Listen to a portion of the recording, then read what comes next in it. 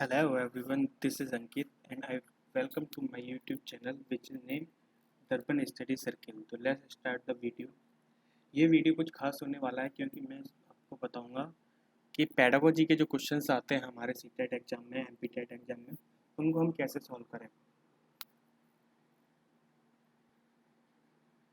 तो चलिए आइए आपको ले चलते हैं। सबसे पहले हमारे क्वेश्चन से स्टार्ट करेंगे। चलिए शुरू करते हैं। जैसा कि आपको दिख रहा है हमारी स्क्रीन पे, पहला क्वेश्चन ओपन करते हैं।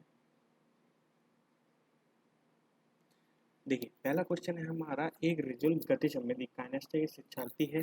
उसकी शिक्षिका सुश्री नेहा अधिगम शैली को समझती है। सभी उसकी गुणन की संकल्पना को स्पष्ट करने के लिए उन्हें निम्नलिखित में से किस व्यू रचना का चयन करना चाहिए। जैसा कि आपको ये दिख रहा है, क्वेश्चन पूछ रहा है कि आपको उसकी गुणन की मतलब की मल्टीप्लिकेशन की संकल्पना को उसको स्पष्ट करना है। तो आप क्या करेंगे? देखिए ये जो पहला वाला ऑप्शन है, हम ऑप्शन मिनिमाइज करके चलेंगे। तो जो पहला ऑप्शन है मतलब कि फोर्थ से स्टार्ट करते हैं, कटवा गिनती। कटवा गिनती का मतलब होता है कि आप वन बाई वन करके उसको चलते जाएं और उसको मल्टीप्लाई सिखाते जाएं। तो ये हम नहीं कर सकते, इससे ज़्यादा सूटेबल आगे देखते हैं। दो और तीन आदि के गुणज प्राप्त करने के लिए दो भिन्न रंगों वाले मोती धागे का प्रयोग करना चाहिए। अगर आप ऐसा करते हैं कि दो धागे वाले मोती ले लेते हैं और उनको एक धागे में पिरो लेते हैं, तो उससे क्या होगा, दो और तीन के ही गुणज आप सीख पाएंगे, ज़्यादा नहीं सीख सकते। सभी पहाड़ों को याद करने के लिए बल देना। देखिए ये तो नेगेटिव वर्ड हो गया बल देना, जैसा कि मैंने आपको नेगेटिव पॉजिटिव वर्ड वीडियो में बताया था। तो ये गलत हो गया, थर्ड भी गलत हो गया, कटवा गिनती भी गलत। अब आप देखिए पहले वाला, आड़ी तिरछी रेखाओं पर प्रतिच्छेदन बिंदुओं को गिनना। अगर आप इस पे प्रतिच्छेदन बिंदु देखते हैं तो इस पे कितना हो रहा है, टू, और ये कितना है, छेदन वन, मतलब कि टू इंटू वन कितना हुआ, टू हुआ। अगर मैं यहाँ पे दूसरी रेखा खींच देता हूँ तिरछी, तो कितना हुआ, टू इंटू टू मतलब कि फोर। मतलब कि एक तरह से ये टेबल चलती जाएगी, टू इंटू थ्री मतलब दो तो है हमारा जो नंबर है दो, और जो टेबल चलेगी मतलब टू वन या टू, टू टू या फोर, जो टू टू थ्री फोर आएंगे उनको हम तिरछी रेखाओं के द्वारा निरूपित करेंगे। तो ये वाली जो विधि होगी, पहला वाला नंबर, वो ज़्यादा सूटेबल रहेगा हमारे गुणन की संकल्पना को स्पष्ट करने के लिए। ठीक है, तो इस क्वेश्चन के मैंने ये बताया कि आप अगर ऑप्शन मिनिमाइज करते हैं तो आपको आंसर जल्दी से मिल जाएगा। तो नेक्स्ट क्वेश्चन पे चलते हैं हम, और नेक्स्ट क्वेश्चन क्या कहता है उसको भी समझने की कोशिश करेंगे। देखिए ये कह रहा है सेकंड क्वेश्चन, कक्षा सेकंड में अबेकस का प्रयोग डॉट डॉट में विद्यार्थियों की सहायता नहीं करता। अब देखिए इसमें ये जो नहीं वर्ड आया है, नहीं वर्ड क्या बता रहा है कि मतलब आपको जो आंसर देना है वो नेगेटिव वर्ड्स में देना है।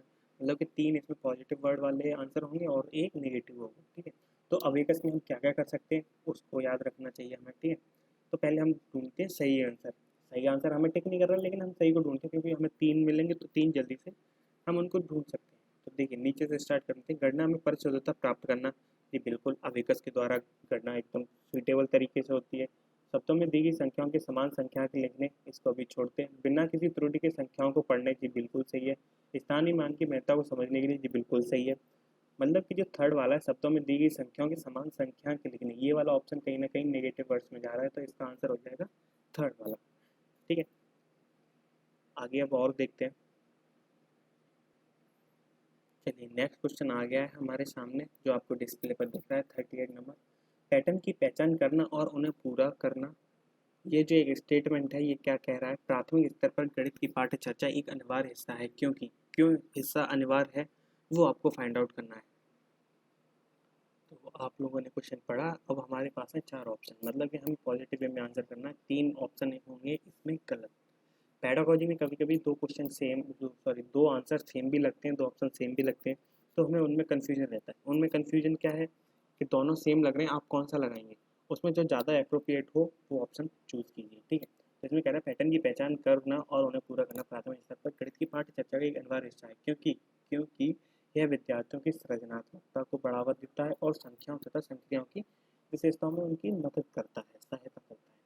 अब आप इसमें देखिए, विद्यार्थियों को प्रतियोगी परीक्षाओं के लिए तैयार करना, ये ऑप्शन तो हो गया गलत, ये ऑप्शन तो हो जाएगा गलत हमारा। तो आपका ये वाला ऑप्शन तो हो जाएगा गलत। तीसरा कह रहा है सुडोकू को पहले पहेली को हल करने के लिए विद्यार्थियों की सहायता करना। भाई ये तो कहीं इसमें दिया ही नहीं था सुडोकू को पहले ही हल करना है, तो ये भी गलत हो गया। फर्स्ट वाला कह रहा है विद्यार्थियों की सृजनात्मकता और कलात्मक गुणों को विकास करना, लेकिन जो सृजनात्मकता और कलात्मक गुणों का विकास आप करोगे वो वाला ऑप्शन हो जाएगा फोर्थ में मर्ज। तो फोर्थ वाला ज़्यादा सुटेबल रहेगा, इसके लिए हम लगाएंगे। आई होप इसका एक्सप्लेनेशन आपको समझ आया हो कि किस तरह से हमने वन को छोड़ करके फोर्थ वाले के ऑप्शन को ज़्यादा प्रायोरिटी दी। ठीक है, अब आते हैं 39 वाले पे। ये है कंटेंट वाला, इसको जल्दी से सॉल्व कर लेते हैं कौन सा सही है। पहला ही वाला ऑप्शन चेक करते हैं। 1000 का परवर्ती मतलब कि एक जोड़ दिया, ये हो गया 1000। एक का पूर्ववर्ती फिर से हो गया 1000, मतलब कि पहला वाला ही ऑप्शन सही होगा। हमें नीचे जाने की ज़रूरत नहीं पड़ी। अगर हमारा पहला वाला ऑप्शन सही नहीं होता तो हम नीचे जाते और देखते कि कौन सा ऑप्शन सही होगा। तो नेक्स्ट क्वेश्चन है हमारा 47। इस वीडियो में मैंने केवल पेडागोजी क्वेश्चन उठाए हैं। अगर आपको कंटेंट वाले भी चाहिए तो आप कमेंट करें, इसका मैं कंटेंट वाले भी डाल देता हूँ। ठीक है, तो ये क्वेश्चन है हमारा सबसे उपयुक्त व्यू रचना जिसका प्रयोग धनराशि के योग की कुशलता को आत्मसात करने के लिए किया जा सकता है डॉट डॉट है। मतलब कि आप कोई भी व्यू रचना प्रयोग कर रहे हैं जिसका धनराशि के योग मतलब कि धनराशि का आप सम बच्चे को सिखाएंगे, उसकी कुशलता को मतलब पूरी तरह से बताने के लिए कौन सा वो हो सकता है। तो देखो, प्रतिरूपों का प्रयोग करना ये तो गलत बात है कि आप धनराशि का प्रयोग सिखा रहे हैं तो उसको कहीं ना कहीं फिजिकली अटैच करके लेके चलना होगा, तो प्रतिरूप से आप नहीं सिखा सकते। तो ये पहला वाला ऑप्शन हो गया हमारा गलत। थर्ड वाला बहुत सारे सवाल करना, ये भी गलत हो जाएगा, ये तो नेगेटिव वर्ड्स पे पहुंच जाता है तो गलत हो गया। चौथा है हमारा सूचना और संप्रेषण तकनीकी आईसीटी का प्रयोग करना, ये भी गलत हो जाएगा। सूचना और संप्रेषण किस में करते हैं, किसी कम्युनिकेशन में, लेकिन कम्युनिकेशन हमें सिखाना नहीं है, हमें क्या सिखाना है, धनराशि के योग की कुशलता। ठीक है, अगर वो सीख जाता है तो वो अपने आप ही कर लेगा, ये संप्रेषण तो इसमें आ नहीं सकता। तो बचता है केवल भूमिका निर्वाह, रोल प्ले। मतलब कि जब बच्चा सामने है तो मैं उसको धनराशि का योग सिखा रहा हूँ, तो उसके पास कुछ मनी हो, मेरे पास कुछ मनी हो, और लेन देन करके मैं उसका योग करने की सिखा सकूँ या योग करने की कोशिश करूँ, और जिससे वो बच्चा सीखे। तो सबसे अच्छा हमारा ऑप्शन रहेगा भूमिका निर्वाह, रोल प्ले। ठीक है, नेक्स्ट क्वेश्चन पे चल। नेक्स्ट क्वेश्चन है हमारा, अगेन इम्पोर्टेंट क्वेश्चन है, ये प्रीवियस ईयर का है, सारे प्रीवियस ईयर के हैं, बट ये है कि ये वाला क्वेश्चन जो दिख रहा है आपको 48, इससे रिलेटेड आपको सीटेट में एक ना दो क्वेश्चन मिल ही जाएगा। एक तो मिलता ही है, दो तीन भी मिल सकते हैं। तो क्वेश्चन पढ़ते हैं हम। एक शिक्षक आधार 10 और स्थानीय मान की संकल्पना का विकास करते समय कक्षा में निम्नलिखित पहेली का प्रयोग करता है। जो स्टेटमेंट है वो क्या है, मैं 8 दहाइयों और 4 इकाइयों से कम हूँ। इस गतिविधि का क्या उद्देश्य है। आप स्थानीय मान की संकल्पना सिखा रहे हैं बच्चे को, और आधार हमारा 10 है, तो आप क्या करेंगे उसको, इस गतिविधि का क्या उद्देश्य है। कच्चा कच पे कुछ मजा करना और एक रास्ता को तोड़ना, ये भैया ये तो हो गया हमारा नेगेटिव वर्ड, क्योंकि कुछ मजा करना और एक रास्ता को तोड़ना है।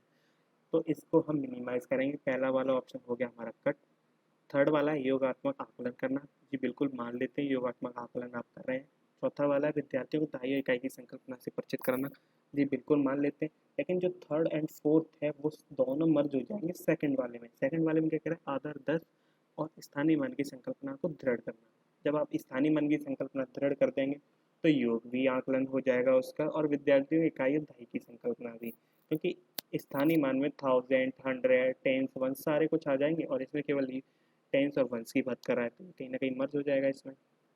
ठीक है, तो आज आज की क्लास में यही रखता हूँ, आज की वीडियो में मैं इतना ही रखता हूँ। अगर आपको अच्छा लगे तो लाइक शेयर एंड सब्सक्राइब कर देना, और मिलते हैं अगली वीडियो में।